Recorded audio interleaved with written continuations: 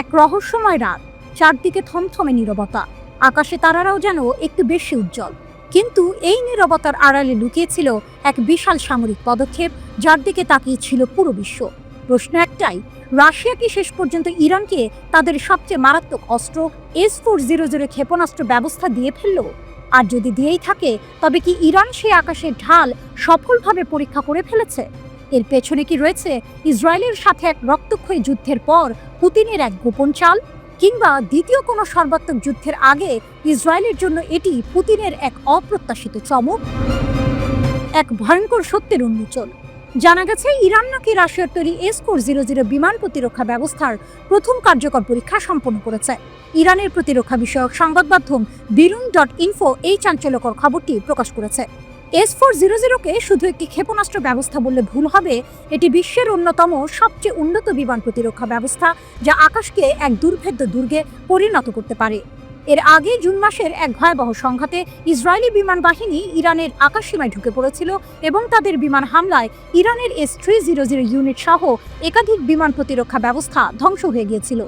সেই ক্ষত কি শুকিয়ে গিয়েছিল, নাকি তার প্রতিশোধ নিতেই এই S-400 এর আগমন? বিশ্লেষকরা বলছেন, S-400 এর মোতায়েন ইসরায়েলের জন্য ভবিষ্যতে ইরানের আকাশসীমা লঙ্ঘন করাকে অনেক বেশি কঠিন করে তুলবে। রহস্যময় মহড়া এবং অদৃশ্য সংকেত। ডিফেন্স সিকিউরিটি এশিয়ার মতে এই পরীক্ষায় সম্পূর্ণ S-400 ব্যাটারি কনফিগারেশন ব্যবহার করা হয়েছে।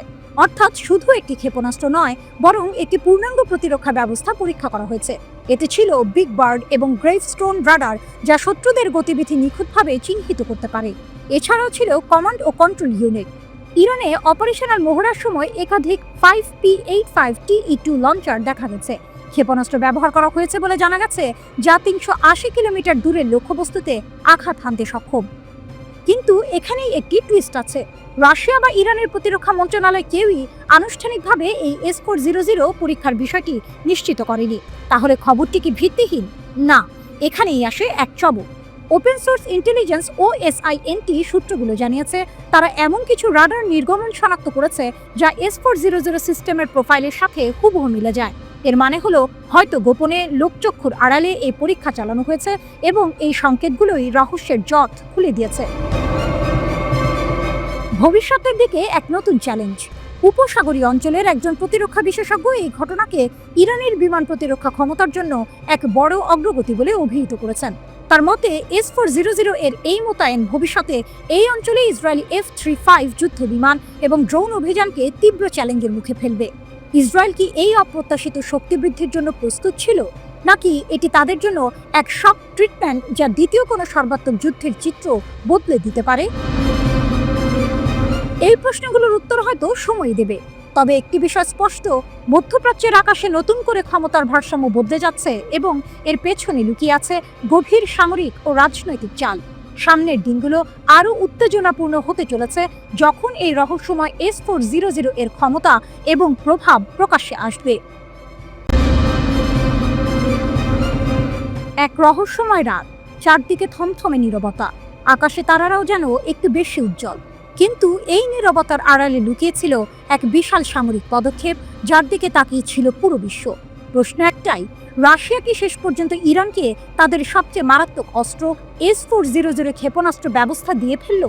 আর যদি দিয়েই থাকে, তবে কি ইরান সেই আকাশের ঢাল সফলভাবে পরীক্ষা করে ফেলেছে? এর পেছনে কি রয়েছে ইসরায়েলের সাথে এক রক্তক্ষয়ী যুদ্ধের পর পুতিনের এক গোপন চাল? কিংবা দ্বিতীয় কোনো সর্বাত্মক যুদ্ধের আগে ইসরায়েলের জন্য এটি পুতিনের এক অপ্রত্যাশিত চমক? এক ভয়ঙ্কর সত্যের উন্মোচন। জানা গেছে ইরান নাকি রাশিয়ার তৈরি S-400 বিমান প্রতিরক্ষা ব্যবস্থার প্রথম কার্যকর পরীক্ষা সম্পন্ন করেছে। ইরানের প্রতিরক্ষা বিষয়ক সংবাদ মাধ্যম birun.info এই চাঞ্চল্যকর খবরটি প্রকাশ করেছে। S-400-কে শুধু একটি ক্ষেপণাস্ত্র ব্যবস্থা বললে ভুল হবে। এটি বিশ্বের অন্যতম সবচেয়ে উন্নত বিমান প্রতিরক্ষা ব্যবস্থা, যা আকাশকে এক দুর্ভেদ্য দুর্গে পরিণত করতে পারে। এর আগে জুন মাসের এক ভয়াবহ সংঘাতে ইসরায়েলি বিমান বাহিনী ইরানের আকাশসীমায় ঢুকে পড়েছিল এবং তাদের বিমান হামলায় ইরানের S-300 ইউনিট সহ একাধিক বিমান প্রতিরক্ষা ব্যবস্থা ধ্বংস হয়ে গিয়েছিল। সেই ক্ষত কি শুকিয়ে গিয়েছিল, নাকি তার প্রতিশোধ নিতেই এই S-400 এর আগমন? বিশ্লেষকরা বলছেন S-400 এর মোতায়েন ইসরায়েলের জন্য ভবিষ্যতে ইরানের আকাশসীমা লঙ্ঘন করাকে অনেক বেশি কঠিন করে তুলবে। রহস্যময় মহড়া এবং অদৃশ্য সংকেত। ডিফেন্স সিকিউরিটি এশিয়ার মতে এই পরীক্ষায় সম্পূর্ণ S-400 ব্যাটারি কনফিগারেশন ব্যবহার করা হয়েছে, অর্থাৎ শুধু একটি ক্ষেপণাস্ত্র নয়, বরং একটি পূর্ণাঙ্গ প্রতিরক্ষা ব্যবস্থা পরীক্ষা করা হয়েছে। এতে ছিল বিগ বার্ড এবং গ্রেভস্টোন রাডার, যা শত্রুদের গতিবিধি নিখুঁতভাবে চিহ্নিত করতে পারে। এছাড়াও ছিল কমান্ড ও কন্ট্রোল ইউনিট। ইরানে অপারেশনাল মহড়ার সময় একাধিক 5P-85 TE-2 লঞ্চার দেখা গেছে। ক্ষেপণাস্ত্র ব্যবহার করা হয়েছে বলে জানা গেছে, যা 380 কিলোমিটার দূরের লক্ষ্যবস্তুতে আঘাত হানতে সক্ষম। কিন্তু এখানেই একটি টুইস্ট আছে। রাশিয়া বা ইরানের প্রতিরক্ষা মন্ত্রণালয় কেউই আনুষ্ঠানিকভাবে এই S-400 পরীক্ষার বিষয়টি নিশ্চিত করেনি। তাহলে খবরটি কি ভিত্তিহীন? না, এখানেই আসে এক চমক। ওপেন সোর্স ইন্টেলিজেন্স OSINT সূত্রগুলো জানিয়েছে, তারা এমন কিছু রাডার নির্গমন শনাক্ত করেছে যা S-400 সিস্টেমের প্রোফাইলের সাথে হুবহু মিলে যায়। এর মানে হলো হয়তো গোপনে লোকচক্ষুর আড়ালে এই পরীক্ষা চালানো হয়েছে এবং এই সংকেতগুলোই রহস্যের জট খুলে দিয়েছে। ভবিষ্যতের দিকে এক নতুন চ্যালেঞ্জ। উপসাগরীয় অঞ্চলের একজন প্রতিরক্ষা বিশেষজ্ঞ এই ঘটনাকে ইরানের বিমান প্রতিরক্ষা ক্ষমতার জন্য এক বড় অগ্রগতি বলে অভিহিত করেছেন।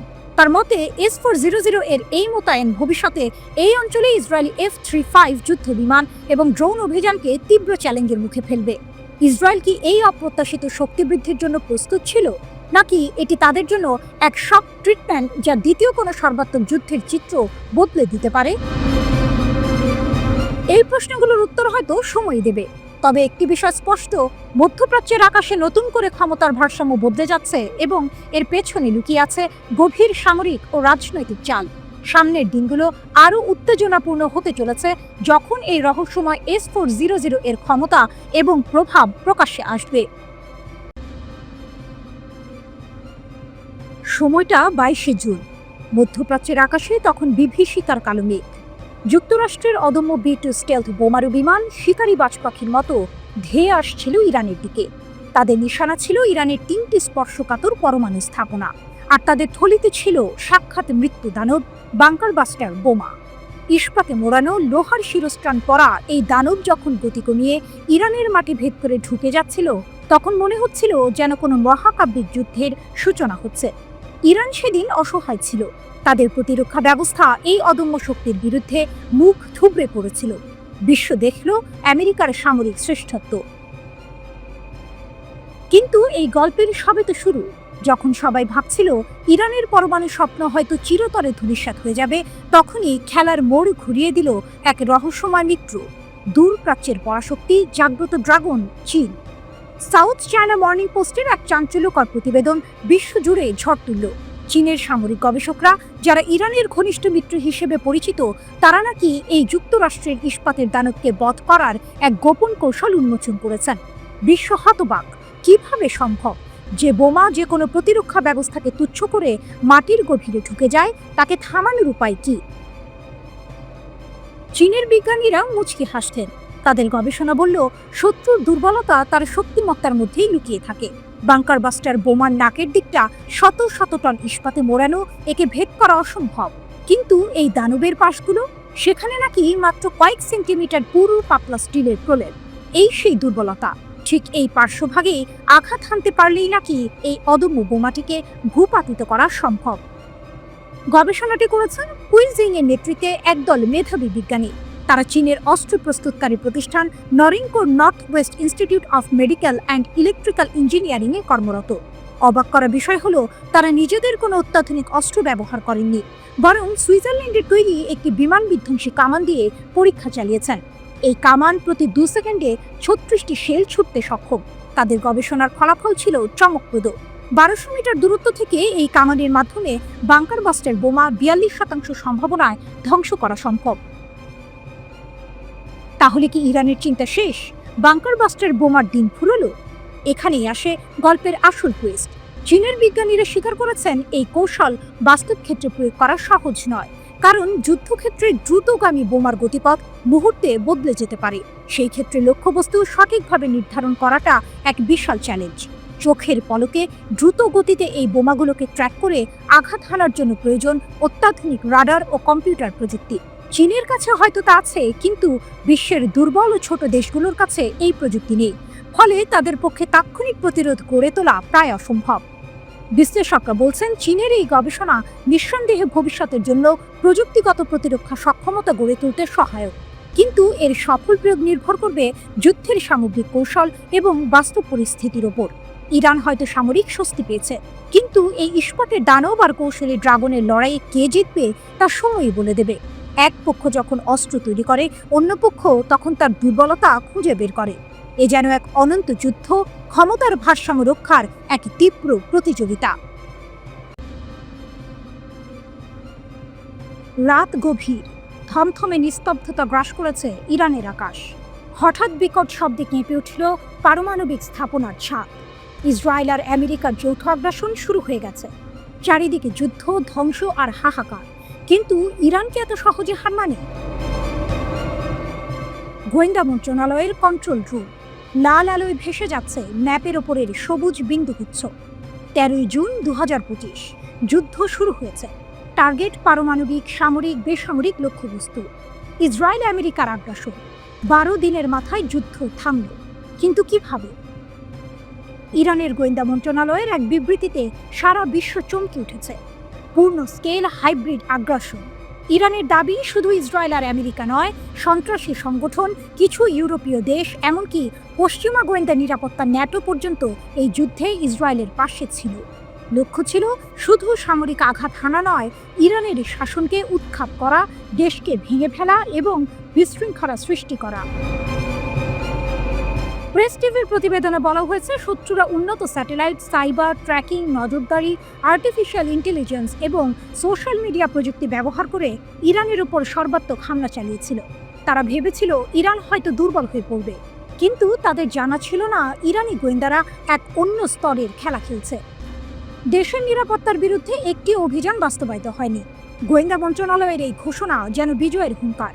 এটি সম্ভব হয়েছে সর্বোচ্চ নেতা আয়াতুল্লাহ সাইয়েদ আলী খামেনির নির্দেশ এবং জাতির অদম্য চেতনার কারণে, বলছে ইরানি গোয়েন্দা মন্ত্রণালয়। বিবৃতিতে উঠে এসেছে চাঞ্চল্যকর তথ্য।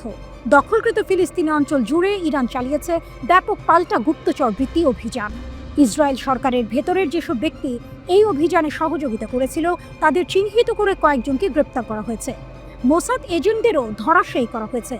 মোট 13টি প্রদেশ থেকে মোসাদ সংশ্লিষ্ট 20 জন এজেন্টকে গ্রেপ্তার করা হয়েছে। শুধু তাই নয়, দায়েশের মতো তাকফিরি সন্ত্রাসী গোষ্ঠীর 3 জন কমান্ডার এবং 50 জন সদস্যকে গ্রেপ্তার করেছে গোয়েন্দা মন্ত্রণালয়।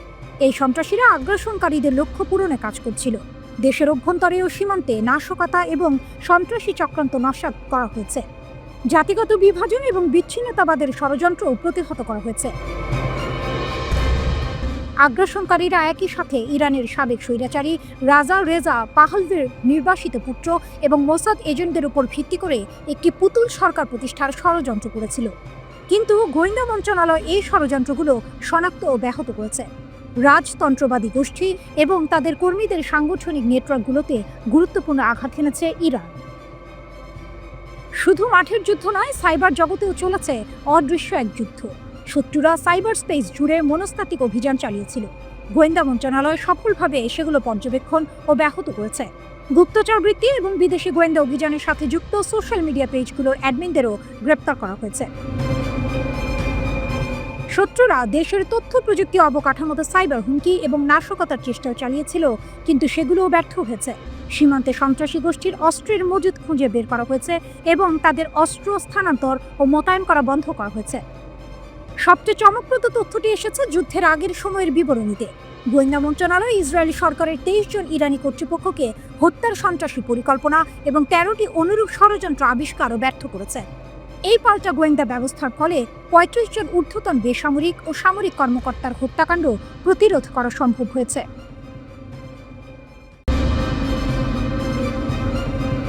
হলিউড থ্রিলারের চেয়েও নাটকীয়। ইসরায়েলের আকাশ রক্ষায় আমেরিকার হিমশিম, উন্মোচিত হলো মিসাইল গ্যাপ। গভীর রাতের নিস্তব্ধতা ভেঙে ইসরায়েলের আকাশ যখন ইরানি ক্ষেপণাস্ত্রের গর্জন আর বিস্ফোরণে কেঁপে উঠল তখন কেবল মধ্যপ্রাচ্য নয়, বিশ্বজুড়েই ছড়িয়ে পড়ল এক চাপা আতঙ্ক। আর এই বাস্তবতায় সবচেয়ে বড় চমক হলো ইসরায়েলের আকাশ সুরক্ষায় নেমে আমেরিকা নিজে যে কতখানি দুর্বল তা প্রকটভাবে ধরা পড়েছে। ওয়াল স্ট্রিট জার্নালের এক চাঞ্চল্যকর প্রতিবেদনে উঠে এসেছে এই ভয়ঙ্কর সত্য। যুক্তরাষ্ট্রের ক্ষেপণাস্ত্রের ব্যবধান এখন আর কোনো গোপন বিষয় নয়, বরং এক উন্মুক্ত ক্ষত। অপ্রত্যাশিত দুর্বলতা যখন মার্কিন ঢালও ব্যর্থ। ইরানের প্রতিশোধমূলক হামলা যখন ইসরায়েলের দিকে ধেয়ে আসছিল, তখন মিত্রদেশ হিসেবে স্বাভাবিকভাবেই আমেরিকা তার সর্বশক্তি দিয়ে ইসরায়েলকে রক্ষা করতে এগিয়ে এসেছিল। মোতায়েন করা হয়েছিল দুটি অত্যাধুনিক third terminal high altitude area defence ক্ষেপণাস্ত্র প্রতিরক্ষা ব্যবস্থা, যা যুক্তরাষ্ট্রের বিশ্বব্যাপী সরবরাহের প্রায় 1/3। ভাবুন একবার, বিশ্বের সবচেয়ে শক্তিশালী সামরিক বাহিনীর প্রায় 1/3 প্রতিরক্ষা শক্তি একযোগে নিয়োজিত। কিন্তু কি আশ্চর্য, এত কিছুর পরেও বেশ কয়েকটি ইরানি ক্ষেপণাস্ত্র সফলভাবে এই প্রতিরক্ষা স্তর ভেদ করে ইসরায়েলের অভ্যন্তরে আঘাত হানতে সক্ষম হয়েছে। এই ঘটনা কেবল ইসরায়েলের জন্যই নয়, খোদ আমেরিকার প্রতিরক্ষা ব্যবস্থার জন্য এক বিরাট প্রশ্নচিহ্ন তৈরি করেছে। $1.5 বিলিয়ন থার্ড ক্ষেপণাস্ত্র এই অভিযানে ব্যয় করা হয়েছে, অথচ ফলাফল পুরোপুরি আশানুরূপ নয়। যুক্তরাষ্ট্রের মোট 7টি থার্ড ইউনিটের মধ্যে 5টি বর্তমানে দেশটির বাইরে মোতায়েন রয়েছে। এর অর্থ কি? এর অর্থ হলো আমেরিকা তার মিত্রদের রক্ষা করতে গিয়ে নিজের প্রতিরক্ষা ব্যবস্থাকেই এক প্রকারের ঝুঁকির মুখে ঠেলে দিয়েছে। কমান্ডারেরা এখন রক্ষণাবেক্ষণ এবং প্রশিক্ষণের জন্য প্রয়োজনীয় অবশ্যই সময় নিয়ে রীতিমতো চিন্তিত।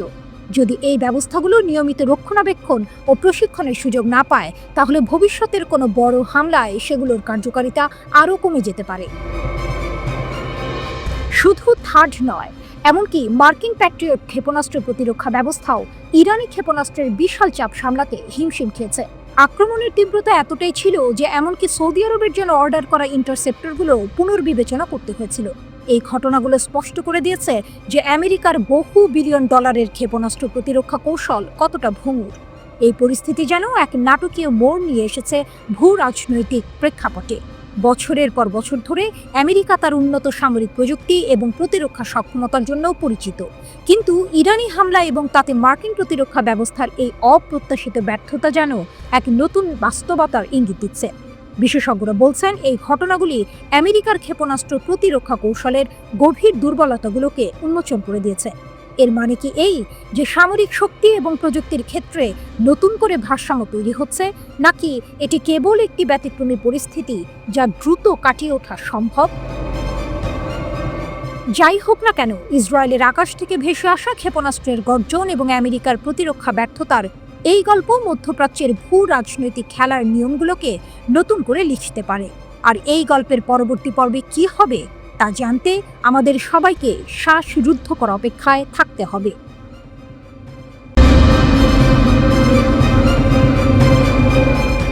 গভীর রাত, মধ্যপ্রাচ্যের আকাশে নতুন করে ঘনীভূত হচ্ছে আশঙ্কার কালো মেঘ। এক অদৃশ্য শক্তি খেলা দেখাচ্ছে ভূমধ্য সাগরের তীরে, যেখানে তুরস্কের প্রেসিডেন্ট রিসেপ তাইয়েপ এরদোয়ান এক নতুন খেলার মাঠ তৈরি করছেন।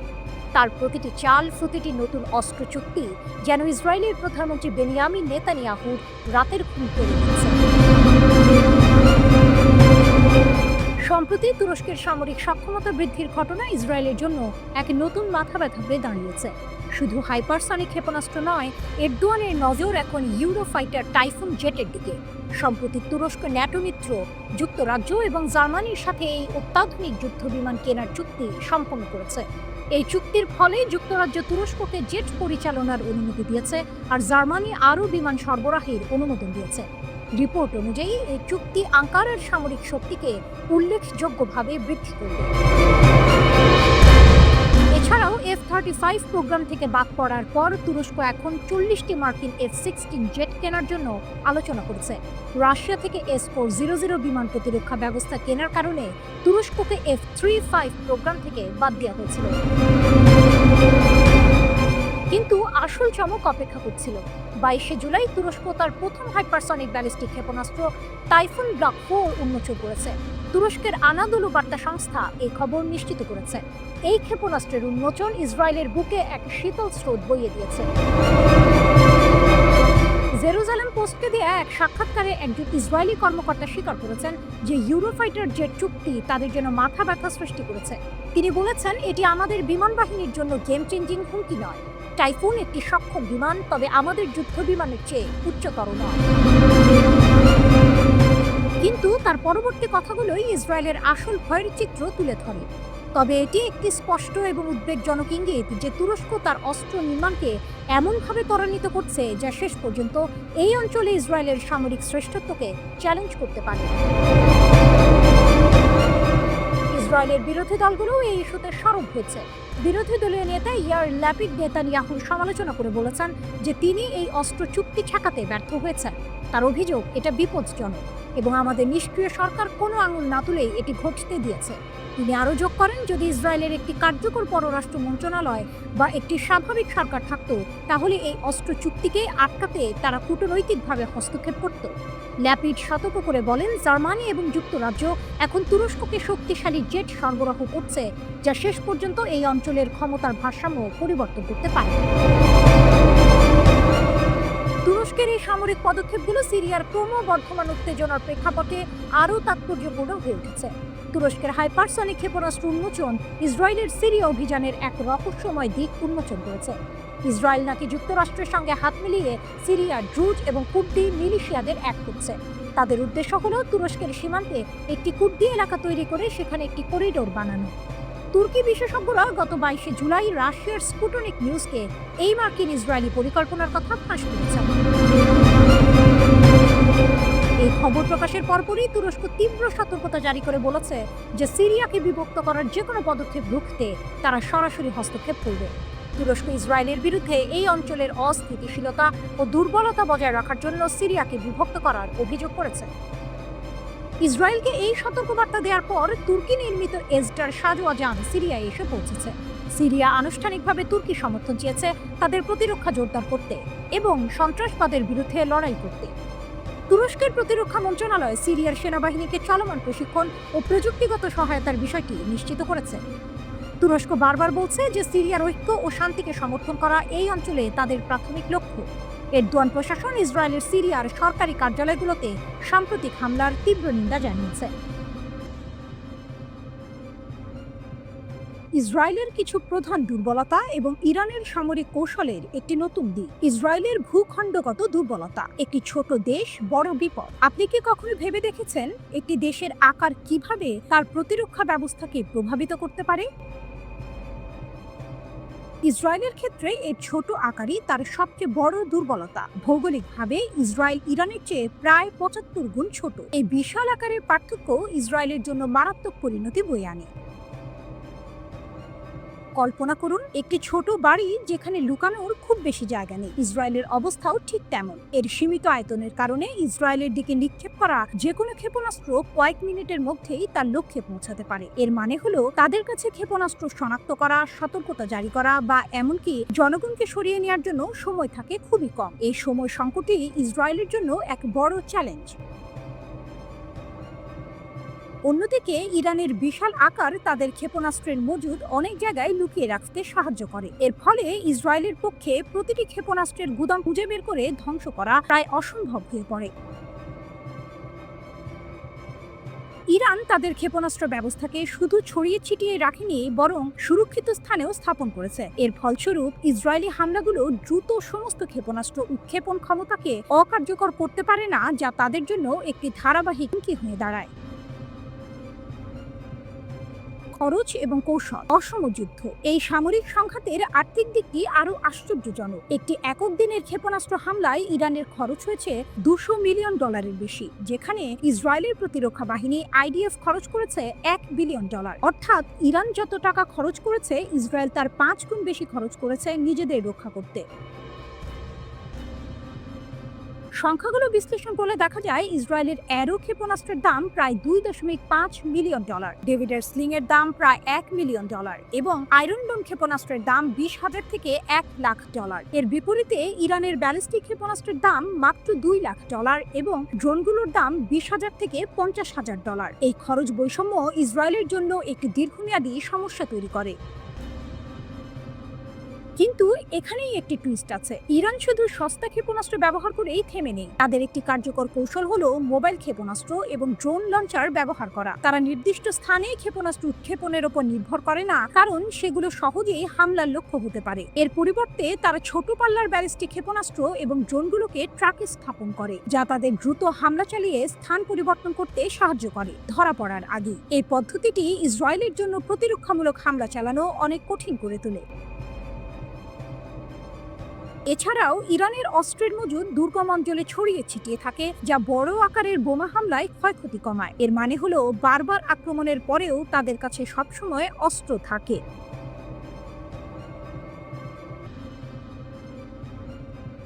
ইরানের সামরিক বাহিনীর কড়া হুঁশিয়ারি, ভুল করলে আরো কঠিন জবাব দেব। ইরানের শীর্ষ সামরিক commander major general Abdur Rahim Musavi এক বিস্ফোরক মন্তব্য করেছেন, যা পশ্চিম এশিয়া এবং আন্তর্জাতিক রাজনীতিতে নতুন করে উত্তেজনার জন্ম দিয়েছে। তিনি ইরানের মহাকাশ বাহিনীর প্রশংসায় পঞ্চমুখ হয়েছেন এবং প্রতিপক্ষকে হুঁশিয়ারি দিয়ে বলেছেন, এটি মহাকাশ বাহিনীর ধারালো তরবারি ছিল, যা ঐশ্বরিক সহায়তার মাধ্যমে শত্রুদের মাথা এবং তাদের হাত কেটে ফেলতে সক্ষম হয়েছিল। 13 থেকে 25 জুনের মধ্যে তীব্র ইসরায়েলি বিমান হামলায় ইরান লক্ষ্যবস্তুতে পরিণত হয়েছিল। এর জবাবে ইরান দ্রুত এবং জোরালো পাল্টা আক্রমণ চালায়, যার নাম দেওয়া হয় অপারেশন ট্রু প্রমিস 3। এই অভিযানে ইসরায়েলের সামরিক, গোয়েন্দা এবং শিল্প লক্ষ্যবস্তুতে আঘাত হানে ইরান, যার ফলে ইসরায়েলের ব্যাপক ক্ষয়ক্ষতি হয়। এখানেই গল্পের মোড় ঘুরে যায়। ইরানের পারমাণবিক স্থাপনায় হামলার পর যখন আমেরিকা যুদ্ধে নামার হুমকি দেয়, তখন ইরান পশ্চিম এশিয়ার সবচেয়ে গুরুত্বপূর্ণ আমেরিকান বিমান ঘাঁটি আল উদিদে হামলা চালায়। এটি কেবল ইসরায়েলকে নয়, আমেরিকাকেও একটি কড়া বার্তা দেয়। জেনারেল মুসাভি উল্লেখ করেছেন যে 1980-এর দশকে ইরাক চাপিয়ে দেওয়া যুদ্ধের সময় অ্যারোস্পেস ফোর্সের প্রতিশোধ তাদের পাল্টা হামলার চেয়ে অনেক বেশি ছিল। অর্থাৎ সে সময় ইরান যতটা শক্তিশালী ছিল, এখন তার চেয়েও অনেক বেশি শক্তিশালী। এই বাহিনী তাদের প্রযুক্তিগত উৎকর্ষতা এবং ক্ষেপণাস্ত্রের সক্ষমতা প্রমাণ করেছে। তাদের আঙুল ট্রিগারে রাখার নীতি তাদের অবিচল প্রতিজ্ঞার ইঙ্গিত দেয়। ভবিষ্যতের হুমকি, আরও শক্তিশালী প্রতিশোধের অপেক্ষা। মুসাভির হুঁশিয়ারি কেবল অতীত সাফল্যের প্রশংসা নয়, ভবিষ্যতের জন্য একটি সুস্পষ্ট হুমকি। তিনি স্পষ্ট বলেছেন, যদি শত্রু আরেকটি ভুল করে, তাহলে আমাদের সেনারা আরও শক্তিশালী প্রতিশোধ প্রদানের জন্য সম্পূর্ণ প্রস্তুত। এই কথাগুলি থেকে বোঝা যায় ইরান কোনো রকম আপোষ করতে রাজি নয় এবং তাদের প্রতিরক্ষামূলক ব্যবস্থা অত্যন্ত শক্তিশালী। এক ঝিরে দুই পাখি, এখানেই আসে গল্পের আসল টুইস্ট। ইরান কি শুধুই ইসরায়েলকে নয়, আমেরিকাকেও একই সাথে বার্তা দিতে চাইছে? আল উদিদ বিমান ঘাঁটিতে হামলা কি সেই বার্তারই অংশ? এটি কি বিশ্বকে বোঝাতে চাইছে যে ইরানকে উস্কে দিলে তার পরিণতি ভালো হবে না? অনেকেই বলছেন ইরান মধ্যপ্রাচ্যে তার প্রভাব আরো বাড়াতে চাইছে এবং এই হামলা সেই লক্ষ্যেরই একটি অংশ। ইসরায়েলের দাবি, তারা ইরানের সামরিক কমান্ড, পরমাণু বিজ্ঞানী, ইউরেনিয়াম সমৃদ্ধকরণ কেন্দ্র ও ব্যালিস্টিক ক্ষেপণাস্ত্র প্রকল্পের ওপর হামলা চালিয়েছে, কারণ তাদের মতে ইরান ইসরায়েলকে ধ্বংসের জন্য এগিয়ে যাচ্ছিল এবং পারমাণবিক অস্ত্রায়নের পর্যায়ে পৌঁছানোর খুব কাছাকাছি ছিল। তবে ইরান বরাবরই পরমাণু অস্ত্র বানানোর অভিযোগ অস্বীকার করে আসছে। তেহরান বলছে তারা শান্তিপূর্ণ উদ্দেশ্যে ইউরেনিয়াম সমৃদ্ধ করছে, যদিও আন্তর্জাতিক পরিদর্শকদের প্রবেশে বাধা এবং উচ্চমাত্রায় ইউরেনিয়াম সমৃদ্ধকরণ নিয়ে নানা প্রশ্ন উঠেছে। ইসরায়েলের হামলার জবাবে ইরানও পাল্টা আঘাত হানে। তারা 500-এর বেশি ব্যালিস্টিক ক্ষেপণাস্ত্র ও প্রায় 1100 ড্রোন ছড়ে ইসরায়েলের বিভিন্ন স্থানে। এসব হামলায় 28 জন নিহত ও 3000-এর বেশি মানুষ আহত হন বলে ইসরায়েলি স্বাস্থ্য মন্ত্রণালয় ও হাসপাতাল সূত্রে জানানো হয়। এই হামলাগুলোর মধ্যে 36টি ক্ষেপণাস্ত্র এবং একটি ড্রোন জনবসতিতে সরাসরি আঘাত হানে। এতে 2305টি বাড়ি, 2টি বিশ্ববিদ্যালয়, একটি হাসপাতাল ক্ষতিগ্রস্ত হয় এবং 13,000-এর বেশি মানুষ ঘরছাড়া হয়ে পড়ে।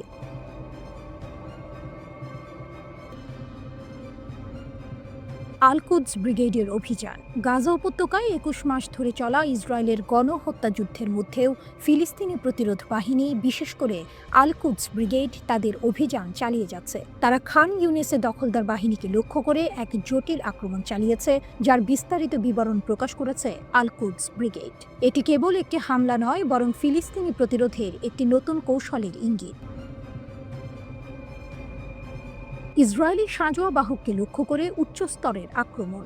আল কুদস ব্রিগেডের খান ইউনিস বিভাগের একজন ফিল্ড কমান্ডার জানিয়েছেন, গত ৮ জুলাই আবাসান আল কাবিরা এলাকায় এই অভিযানটি চালানো হয়। বেশ কয়েকদিন ধরে নিবিড় পর্যবেক্ষণের পর যোদ্ধারা একটি ইসরায়েলি সাঁজোয়া কর্মী বাহকের পথে কৌশলগতভাবে 12 বিস্ফোরক ডিভাইস স্থাপন করে। তাদের মূল লক্ষ্য ছিল দখলদার সৈন্যদের ধরে নিয়ে যাওয়া। তবে এই পরিকল্পনা কিছুটা ব্যাহত হয় যখন কাছাকাছি থাকা ইসরায়েলি সামরিক যানগুলো হস্তক্ষেপ করে। শুরু হয় তীব্র গোলাগুলি এবং মেশিন গানের ব্যবহার। এই সংঘর্ষে লক্ষ্যবস্তু সৈনিক নিহত হয় এবং বেশ কয়েকজন আল কুদস ব্রিগেড যোদ্ধাও শহীদ হন। কমান্ডার অবশ্য আত্মবিশ্বাসের সাথে বলেছেন, এটি আমাদের প্রথম প্রচেষ্টা ছিল না। প্রত্যক্ষ সংঘর্ষের ক্ষেত্রে এর আগেও বেশ কয়েকটি প্রচেষ্টা করা হয়েছিল। আমরা আমাদের যোদ্ধাদের ওপর আস্থা রাখি। বিস্ফোরক ডিভাইসের তাণ্ডব এবং গোয়েন্দা ড্রোন আটক। আল কুদস ব্রিগেড 15 জুলাই ঘোষণা করেছে তারা খান ইউনিসের দক্ষিণ পূর্বে মাআন এলাকায় ইসলামিক বিশ্ববিদ্যালয়ের কাছে একটি পূর্ব স্থাপিত ব্যারেল বিস্ফোরক ব্যবহার করে আরও একটি ইসরায়েলি সামরিক যান ধ্বংস করেছে। এছাড়াও 10 জুলাই গাজা শহরের পূর্বে সুজাইয়ার সেন্ট্রাল স্ট্রিট এলাকায় দখলদারদের অনুপ্রবেশের সময় একটি উচ্চ বিস্ফোরক ডিভাইস ব্যবহার করা হয়। এই ডিভাইসটি বিপরীত প্রকৌশলের মাধ্যমে তৈরি হয়েছিল, যা আক্রমণকারী সামরিক যানটিকে সফলভাবে ধ্বংস করে দেয়। এই ঘটনা প্রমাণ করে ফিলিস্তিনি প্রতিরোধ বাহিনী তাদের নিজস্ব প্রযুক্তিগত সক্ষমতা বৃদ্ধি করেছে। আল কুদস ব্রিগেড ভিডিও ফুটেজও প্রকাশ করেছে, যেখানে দেখা গেছে যোদ্ধারা গাজা শহরের তুফা পাড়ার পূর্বে জাবাল আল সুরানিতেও অবস্থানরত দখলদার বাহিনীর ওপর সমন্বিত হামলা চালাচ্ছে। এই হামলায় 107 মিমি রকেট এবং মর্টার শেল ব্যবহার করা হয়েছে। আল কুদস ব্রিগেড 15 জুলাই ঘোষণা করেছে তারা পূর্ব গাজা শহরের তুফা পাড়ায় গোয়েন্দা তথ্য সংগ্রহের সময় একটি ইসরায়েলি গোয়েন্দা ড্রোনের নিয়ন্ত্রণ নিয়েছে। এটি ইসরায়েলি সামরিক বাহিনীর জন্য একটি বড় ধাক্কা, কারণ তাদের সংবেদনশীল তথ্য প্রতিরোধের হাতে চলে যাওয়ার ঝুঁকি তৈরি হয়েছে। এদিকে ফিলিস্তিনের গাজা উপত্যকায় অভিযান শেষে ফেরার পর আবারও এক ইসরায়েলি সেনা আত্মহত্যা করেছেন। সিরিয়ার দখলকৃত গোলান মালভূমির একটি সামরিক ঘাঁটিতে 14 জুলাই ওই সেনার মরদেহ উদ্ধার করা হয়। খবর টিআরটির। ইসরায়েলি সেনাবাহিনীর এক বিবৃতিতে জানানো হয়েছে ওই সেনাকে মৃত অবস্থায় পাওয়া গেছে, তবে বিস্তারিত কোনো তথ্য প্রকাশ করা হয়নি। স্থানীয় টেলিভিশন চ্যানেল 12-এর খবরে বলা হয়, আত্মহত্যাকারী ওই সেনা নাহাল ব্রিগেডের সদস্য ছিলেন এবং গাজায় সামরিক অভিযানে সক্রিয়ভাবে অংশ নিয়েছিলেন। গত 10 দিনের মধ্যে এটি তৃতীয় ইসরায়েলি সেনার আত্মহত্যার ঘটনা। ইসরায়েল যুক্তরাষ্ট্রকে ইরানের কড়া হুঁশিয়ারি। যুদ্ধ যেখানে থেমেছিল সেখান থেকে আবার শুরু হবে। সাম্প্রতিক সংঘাতের পর ইরান আবারও যুক্তরাষ্ট্র ও ইসরায়েলকে স্পষ্ট হুঁশিয়ারি দিয়েছে। ইসলামিক রিভলিউশনারি গার্ড কর্পস IRGCর প্রধান commander major general Mohammad Pakpour ঘোষণা করেছেন, যদি আবার কোনো আগ্রাসন হয় তাহলে ইরানের প্রতিশোধমূলক যুদ্ধ যেখানে থেমেছিল ঠিক সেখান থেকেই পুনরায় শুরু হবে। শত্রুদের আবারও আঘাত করার জন্য ইসলামী প্রজাতন্ত্র সম্পূর্ণ প্রস্তুত বলেও তিনি জোর দিয়েছেন। ইরানের সেনাপ্রধান মেজর জেনারেল আমির হাতামির সাথে এক বৈঠকে পাকপুর এই মন্তব্য করেন। তিনি দৃঢ়তার সাথে বলেন, IRGCর মনোবল এখন সর্বোচ্চ পর্যায়ে রয়েছে এবং শত্রুর বিরুদ্ধে যে কোনো পাল্টা আক্রমণের জন্য সশস্ত্র বাহিনী পুরোপুরি প্রস্তুত ও সমন্বিত।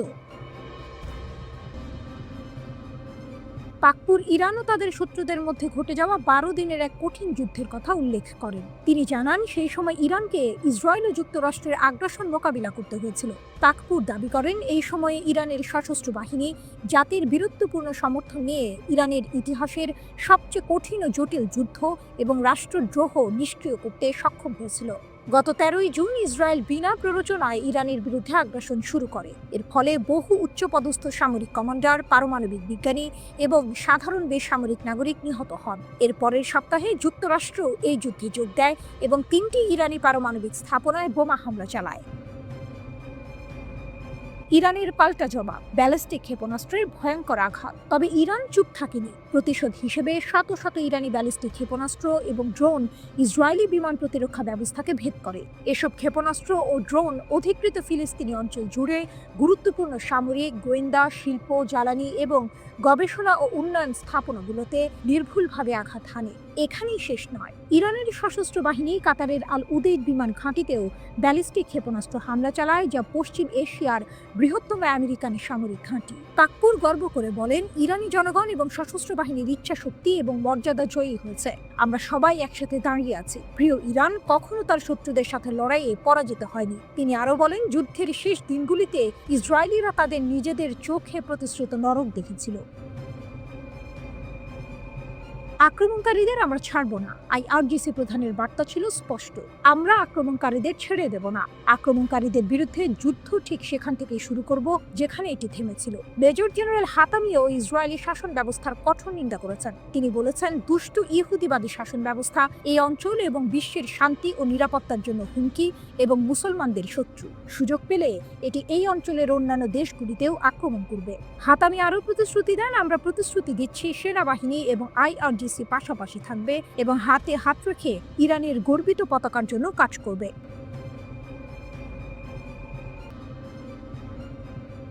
সামরিক উত্তেজনা সবসময় বিশ্বের ভূ রাজনৈতিক আলোচনার কেন্দ্রবিন্দুতে থাকে। ইরানের সামরিক সক্ষমতা নিয়ে দেশটির শীর্ষ সামরিক কর্মকর্তাদের মন্তব্য সেই আলোচনায় নতুন মাত্রা যোগ করেছে। আকাশসীমার অতন্ত্র প্রহরী, ইরানের দৃঢ় প্রতিজ্ঞা। যুক্তরাষ্ট্র ও ইসরায়েলের 12 দিনের আগ্রাসনের পর ইরানের শীর্ষ সামরিক কর্মকর্তা মেজর জেনারেল আব্দুর রহিম মুসাভির বক্তব্য বেশ তাৎপর্যপূর্ণ। তিনি ইরানের জাতীয় বিমান প্রতিরক্ষা সদর দফতর পরিদর্শন করেন এবং আগ্রাসনে নিহত, আহত ও যুদ্ধাহতদের প্রতি শ্রদ্ধা জানানোর পাশাপাশি বিমান প্রতিরক্ষা কর্মীদের প্রতি কৃতজ্ঞতা প্রকাশ করেন। তার মতে, ইরানের আকাশসীমার সুরক্ষায় বিমান প্রতিরক্ষা বাহিনী তাদের সক্ষমতা প্রমাণ করেছে এবং শত্রুদের যে কোনো ভুল হিসাবের জন্য অনুতপ্ত করবে। ভুল গণনার চরম মূল্য, ইসরায়েল যুক্তরাষ্ট্রের আগ্রাসন ও ইরানের পাল্টা জবাব। গত 13 জুন ইসরায়েলের সুস্পষ্ট এবং বিনা প্ররোচনায় শুরু হওয়া আগ্রাসন ছিল এই উত্তেজনা বৃদ্ধির মূল কারণ। ইসরায়েল ইরানের জ্যেষ্ঠ সামরিক কর্মকর্তা, পরমাণু বিজ্ঞানী এবং সাধারণ নাগরিকদের লক্ষ্যবস্তু বানিয়েছিল। পরবর্তীতে যুক্তরাষ্ট্র এই অবৈধ আগ্রাসনে যোগ দেয় এবং ইরানের 3টি শান্তিপূর্ণ পরমাণু স্থাপনায় হামলা চালায়। ইরান এর জবাবে তাৎক্ষণিক এবং কঠোর প্রতিক্রিয়া দেখায়। তারা দখলকৃত ফিলিস্তিনি ভূখণ্ডের গুরুত্বপূর্ণ স্থানগুলোতে হামলা চালায় এবং কাতারে অবস্থিত যুক্তরাষ্ট্রের সবচেয়ে বড় সামরিক স্থাপনা আল উদেইদ বিমান ঘাঁটিতেও আঘাত হানে। ইরানের এই প্রতিশোধমূলক অভিযান ইসরায়েলকে গত 24 জুন একতরফা যুদ্ধবিরতি ঘোষণা করতে বাধ্য করে। এই ঘটনা প্রমাণ করে ইরানের সামরিক সক্ষমতা শুধু কথার কথা নয়, বরং বাস্তবেও তারা যে কোনো আগ্রাসনের কঠোর জবাব দিতে প্রস্তুত। আকাশে আধিপত্য, ড্রোন ভূপাতিত করার কাহিনী। মুসাভি জোর দিয়ে বলেছেন, শত্রুপক্ষের বিপুল সংখ্যক বিমান ভূপাতিত করা কেবল ইরানের অপারেশনাল শক্তির প্রমাণ নয়, বরং তাদের বিমান প্রতিরক্ষা বাহিনীর দৃঢ়তা ও সাহসের বহিঃপ্রকাশ। সম্প্রতি ইরান একটি অত্যাধুনিক আমেরিকান নির্মিত ইসরায়েলি ড্রোন ভূপাতিত করেছে, যা তাদের সামরিক সক্ষমতার আরেকটি উদাহরণ। এই ধরনের ঘটনাগুলো ইরানের আকাশ প্রতিরক্ষা ব্যবস্থার কার্যকারিতা এবং তাদের আধুনিক প্রযুক্তির মোকাবিলা করার ক্ষমতাকে স্পষ্ট করে তোলে। মুসাভির মতে, এই সক্ষমতা, দৃঢ়তা, প্রতিরোধ এবং সাহস আসে অটল বিশ্বাস, জাতীয় গর্ব, ইসলামী বিপ্লবের নেতার বিজ্ঞ ও অতুলনীয় নেতৃত্ব এবং ইরানি জনগণের ঐক্য ও অটল সমর্থন থেকে। তিনি সতর্ক করে বলেছেন, যদি শত্রু আবার আমাদের প্রিয় দেশে আক্রমণ করার সাহস করে, তবে আল্লাহর সাহায্যে তারা আগের চেয়েও কঠোর আঘাতের শিকার হবে এবং আরও বড় পরাজয়ের সম্মুখীন হবে। ভবিষ্যতের প্রস্তুতি, প্রযুক্তি দৌড়ে এগিয়ে থাকা। মুসাভি চলমান হুমকির সঙ্গে তাল মিলিয়ে চলার প্রয়োজনীয়তার উপরও জোর দিয়েছেন। তিনি প্রতিরক্ষা ব্যবস্থার ক্রমাগত আধুনিকীকরণ, উদ্ভাবন, তৎপরতা এবং অভ্যন্তরীণ বৈজ্ঞানিক ও প্রযুক্তিগত সক্ষমতার উপর নির্ভর করার আহ্বান জানিয়েছেন। এর অর্থ হল, ইরান কেবল বর্তমান হুমকির মোকাবিলায় প্রস্তুত নয়, বরং ভবিষ্যতের সম্ভাব্য যে কোনো চ্যালেঞ্জের জন্য নিজেদের প্রস্তুত রাখছে।